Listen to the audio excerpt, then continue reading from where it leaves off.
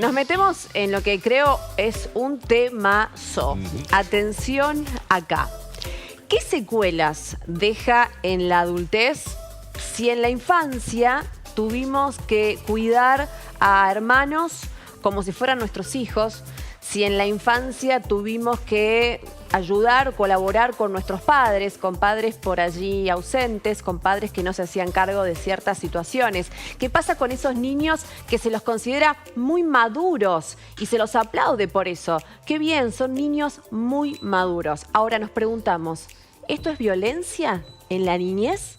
¿Qué pasa con esos niños? ¿Qué pasa con esos niños que después se convierten en adultos? ¿Y qué problemas esto les trae? Está con nosotros Vanessa Elías, psicóloga, para hablar de este tema, de aquellos niños que se los aplaude. ¡Qué bien, niños maduros! ¿Qué hay detrás de eso?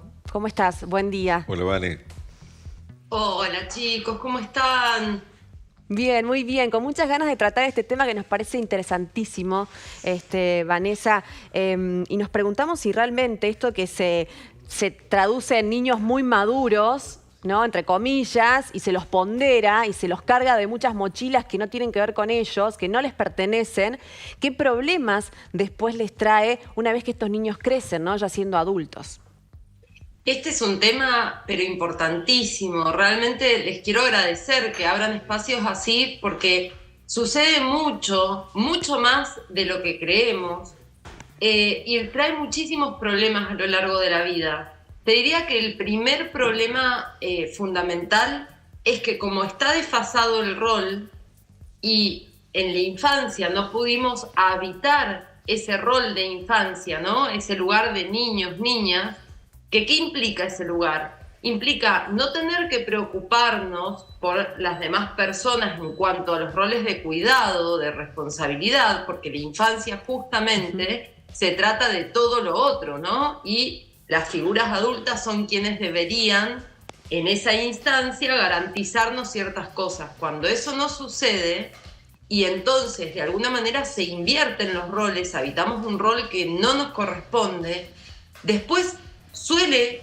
pasar mucho, y a mí me ha sucedido mucho a lo largo de los años en el consultorio, que nos encontramos con personas adultas para las cuales es imposible dejarse cuidar, dejarse sostener, dejarse acompañar, ¿no? Como si hubiese ahí operado un mecanismo de defensa que hace como de coraza y que nos implica tener que resolver todo solos, ¿sí? Como siempre dando un espacio de, vamos a poner entre comillas, hijo o hija a la otra persona. Y esto no solamente en la relación de pareja, sino con amistades, ¿no?, en general.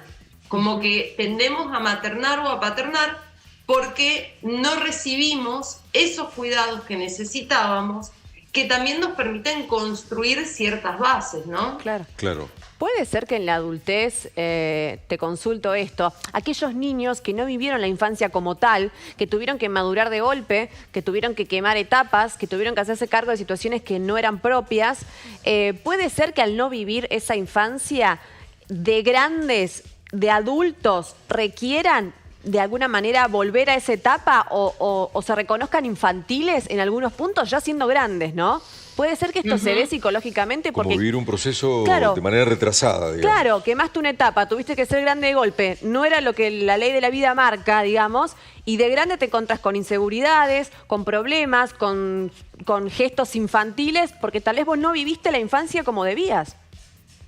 Sí, tiene mucha relación, pero ahí les haría esta salvedad, Marco, que es que no es que son niños que maduran de golpe o que son muy maduros. Ese es un error de la mirada adulta, ¿sí? O sea, las personas adultas vemos por ahí criaturas que hablan de cierta manera, que se resuelven de cierta manera, y decimos, ¡ay, qué bien, qué madura, qué maduro! Pero no es cierto que son maduras o maduras.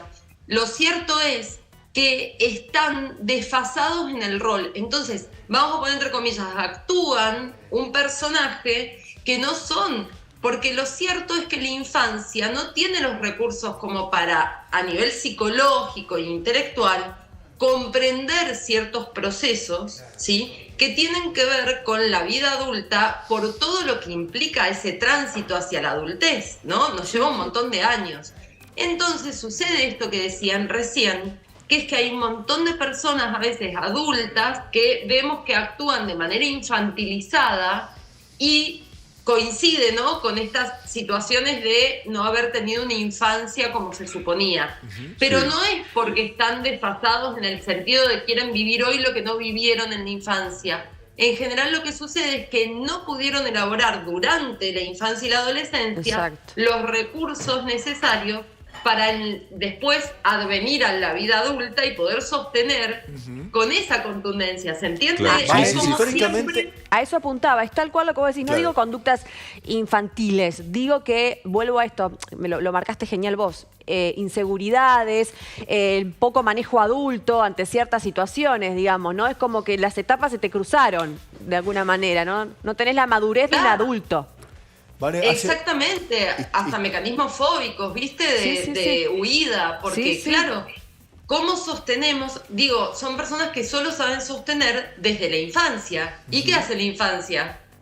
No sostiene en realidad. Si Exacto. vos ves a las criaturas jugando, Exacto. bueno, todo es caótico y sin reglas y sin estructura, ¿no? Es todo muy volátil, se pelean, Claro. se arreglan, se abuenan, no sé qué. Hoy te conozco y sos mi mejor amiga, a los 2 minutos no sé ni cómo te llamás, ¿no? Sí, Todo sí, ese sí. caos propio de la infancia se instala como una base.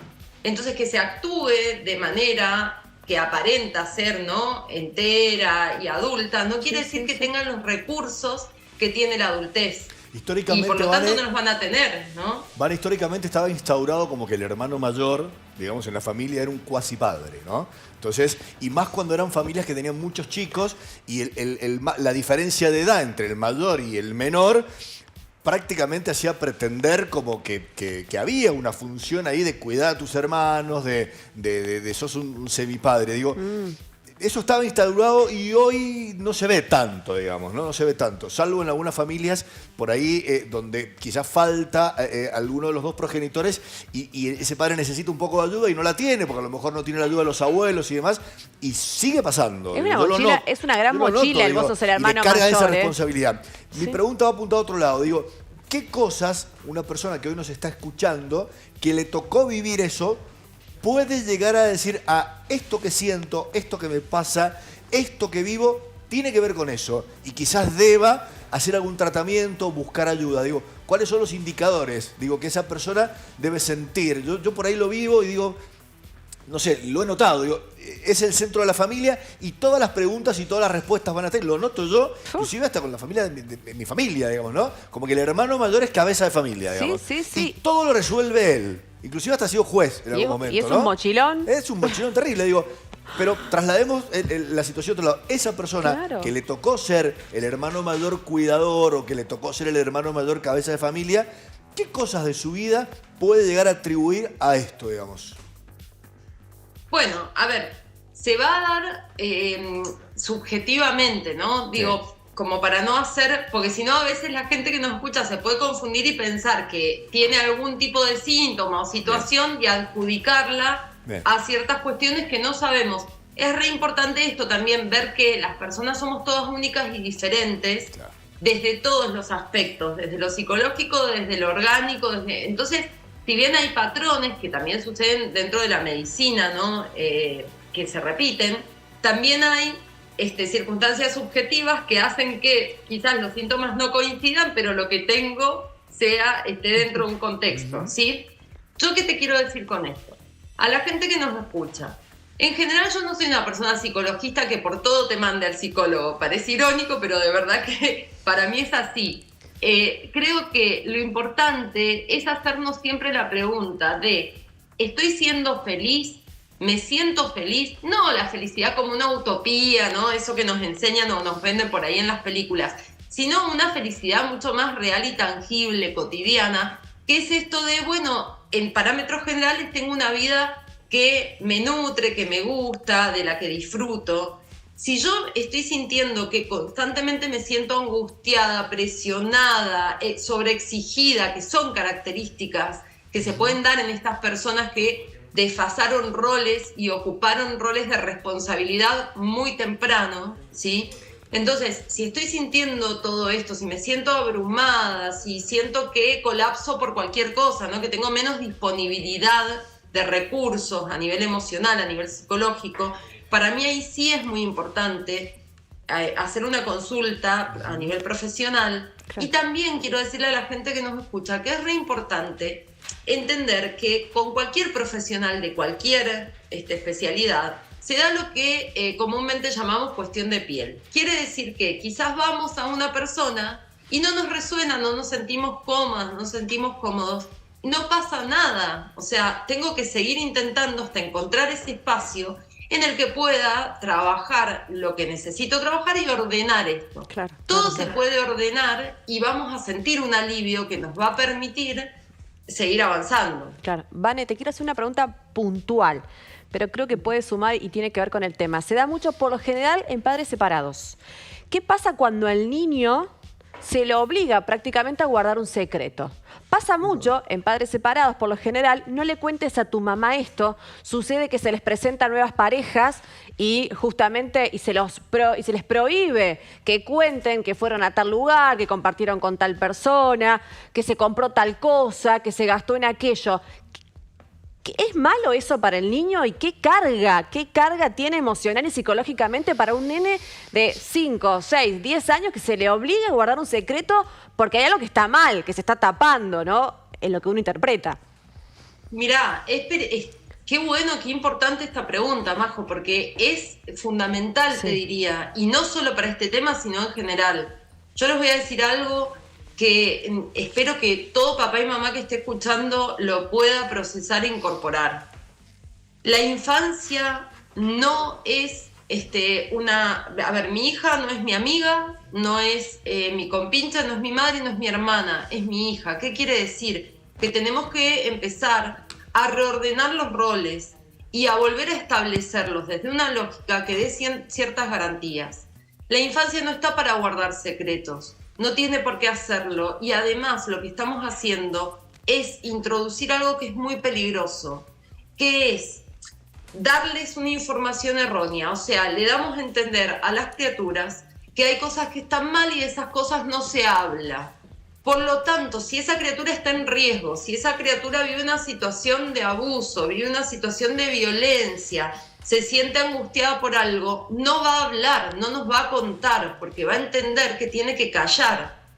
Y eso es la garantía de los espacios más vulnerables que habitan los niños y niñas al día de hoy, ¿sí? Sí, y de las cosas que lamentablemente escuchamos mucho más de lo que quisiéramos en las noticias. Totalmente. Entonces, poder explicarle a todos los niños y niñas que no hay nada de lo que no puedan hablar, que todo lo tienen que contar, que pueden confiar en mamá y papá, ¿sí? Y las cosas de adultos, resolverlas entre adultos, porque si la pareja parental no funcionó más, si ya no estoy enamorada de la otra persona o por lo que sea elijo separarme, estoy en todo mi derecho y eso está muy bien.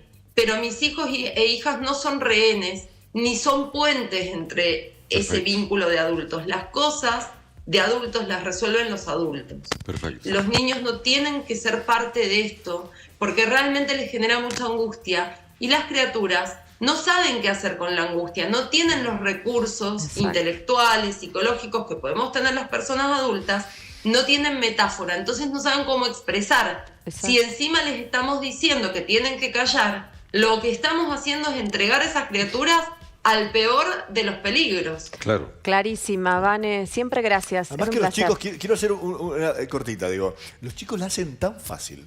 O sea, si vos no le metés presión, los pibes lo resuelven, lo naturalizan de tal manera, tienen una capacidad de adaptación increíble. Digo. O sea, si nosotros no le metemos esa carga, para los pibes es súper natural todo. El problema somos los grandes. Claro, el problema somos nosotros, sí, tal cual. Sí, totalmente. Vane, gracias. Siempre a cuidar la cabeza de nuestros niños, que eso es lo más importante. Te queremos mucho, un placer escucharte. Hasta gracias, pronto. Vane, hasta siempre. Yo a ustedes, gracias siempre. Beso enorme. Chau, chau, gracias. Chau, chau.